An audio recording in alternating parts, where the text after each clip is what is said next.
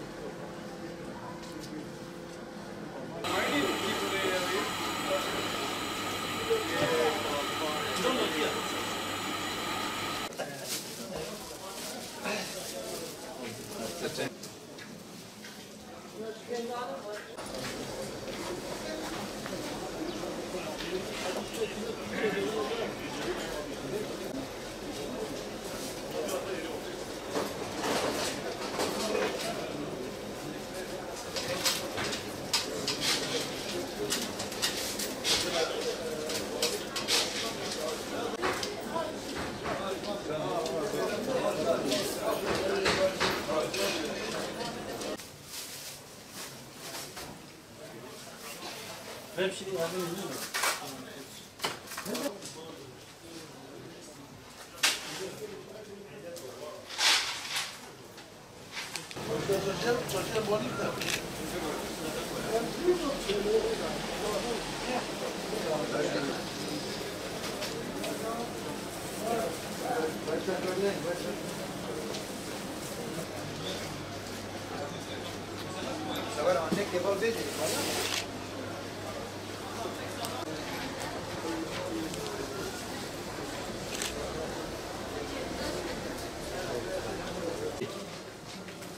Zé, você,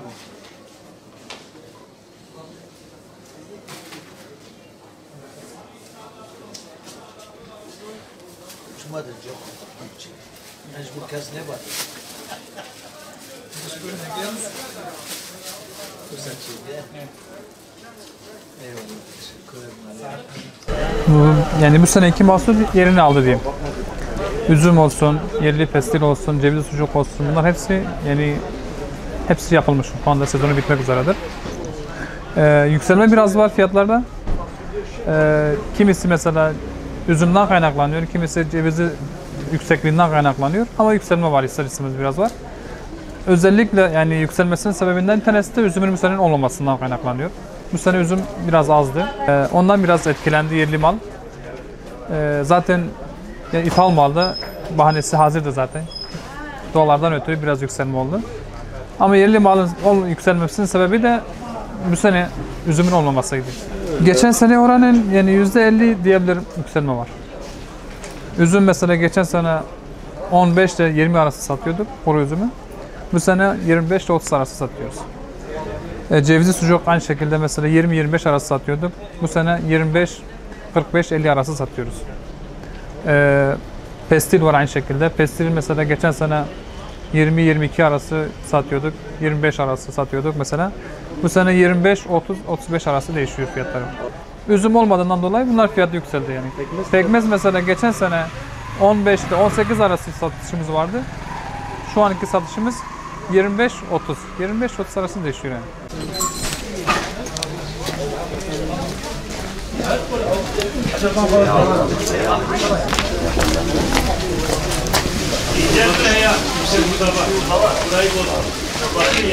Var mı abla?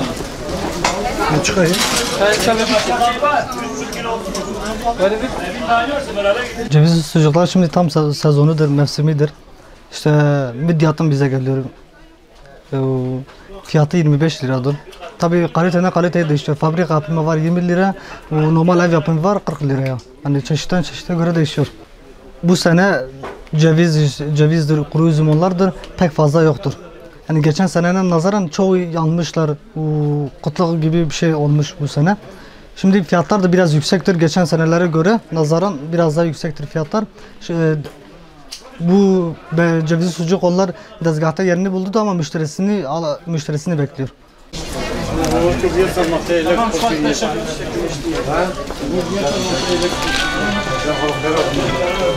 Bu sene üzüm ve pekmez tam gönlümüze göre gelmedi. O yüzden şu anda piyasada fazla yok. Ama yeni mahsullerimiz çok güzel, çok kalitelidir. İstersen bir bakın tadına bakın. Fiyat olarak fiyatlarımız uygundur. 15'e veriyoruz. Kuru üzümü 15'e veriyoruz. Ama mükemmel, güzel. Yerli. Memleketten buranın yerli.